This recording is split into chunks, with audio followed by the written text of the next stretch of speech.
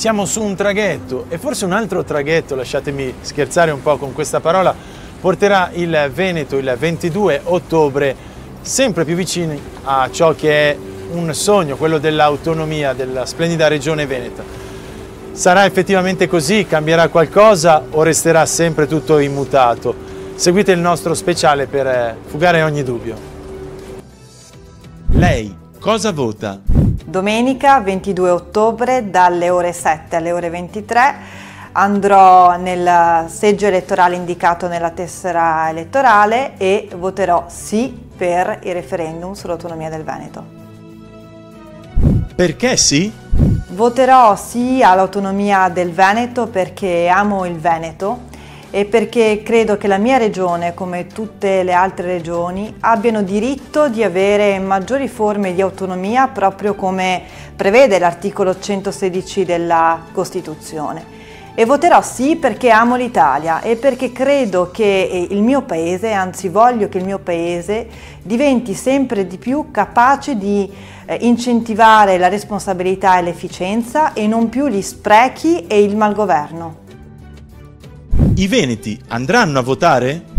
Allora, per il referendum dell'autonomia del Veneto ci sarà il quorum e io sono certa che i veneti, che da sempre si caratterizzano per questa grandissima voglia di partecipazione, un grandissimo anche senso di responsabilità, non si lasceranno sfuggire per nulla al mondo un'occasione unica per la storia del nostro paese e andranno a votare in massa, tutti. È un'occasione importante perché andremo a richiedere autonomia, un'autonomia finanziaria su 70 milioni di euro che la Regione Veneto versa allo Stato, 50 milioni sono quelli che vengono investiti e 20 sono i milioni di residuo fiscale, un residuo fiscale di 3.000 circa e 100 euro per persona. Ecco, questi soldi, questi 20 milioni di euro, la Regione Veneto ha diritto di investirli e di utilizzarli. Quindi parliamo di autonomia fiscale, ma parliamo anche di autonomia relativamente alla sanità, ma ancora alla buona scuola, ancora a rendere sempre di più il nostro Veneto con i 146 miliardi di PIL, un Veneto competitivo in grado di finanziare e di sostenere i nostri imprenditori, il nostro tessuto economico e di renderlo sempre di più volano economico per il nostro paese e sempre di più locomotiva d'Italia. E dopo? Dopo il 22 di ottobre, se l'esito e la partecipazione sarà quella che tutti noi speriamo, allora inizierà un'importante trattativa tra il governo e la regione. Ovviamente noi speriamo una trattativa che dovrà concludersi nel più rapido tempo possibile e questo siamo certi che succederà perché il prossimo governo che guiderà questo paese sarà prima di tutto finalmente eletto dal popolo e soprattutto sarà un governo guidato da una coalizione responsabile, una coalizione liberale, una coalizione quindi di centrodestra e quindi finalmente si potrà portare avanti una trattativa importante che poi nel più breve tempo possibile potrà donare a questo paese ciò che si merita, autonomia in tutte le materie che oggi il titolo quinto della Costituzione prevede all'interno appunto del suo testo costituzionale. Ma io a questa consultazione ritengo di non esprimere una valutazione, nel senso che non siamo di fronte ad una votazione che produrrà degli effetti giuridici sulle vicende del Veneto. È una richiesta un po' strampalata, è del tipo si vuole l'autonomia e ovviamente diciamo chiunque vuole l'autonomia è come dire se si vuole bene alla mamma, tutti risponderemmo sì. Il punto è che dopo questo referendum, tecnicamente e politicamente, noi non avremo l'autonomia e abbiamo speso 15 miliardi. Sarebbe il caso di dare 15 miliardi, per esempio, invece di spenderli così, alle vittime delle frodi bancarie che ci sono state in Veneto. E quindi avremmo speso quei soldi in maniera più utile e forse avremmo risolto qualche problema in più.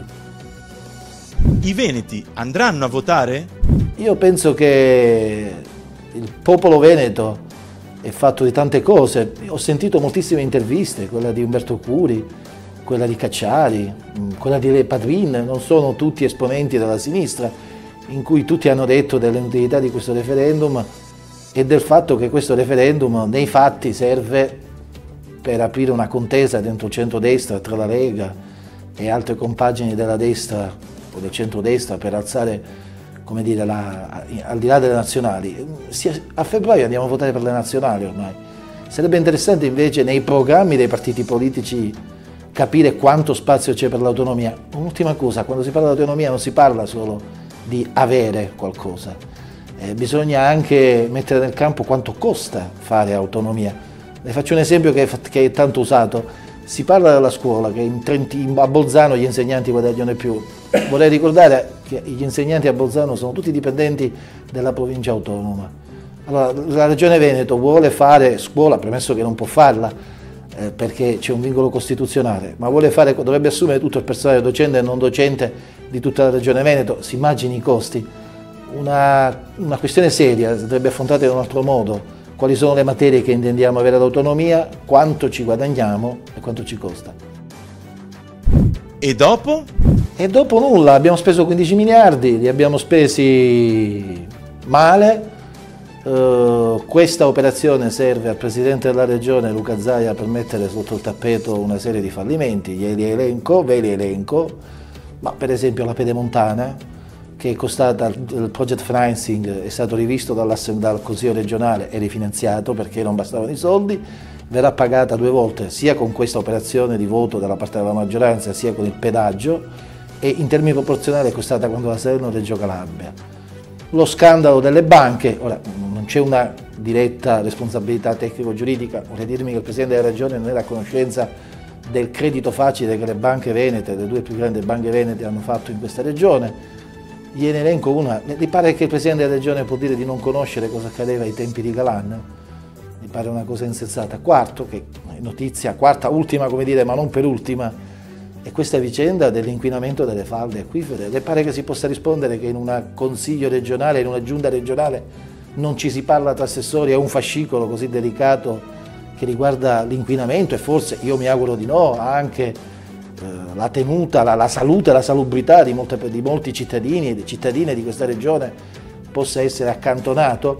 Questo referendum serviva per lanciare una volata rispetto a una vicenda nazionale. Ho paura, un po' come quello che è successo a Renzi il 4 dicembre, ho paura che questo referendum sia per il governatore Luca Zaia un boomerang. Io mi auguro di sì. Io penso che la Regione Veneto ha bisogno di un'altra classe dirigente che guardi al futuro del Veneto del 2020.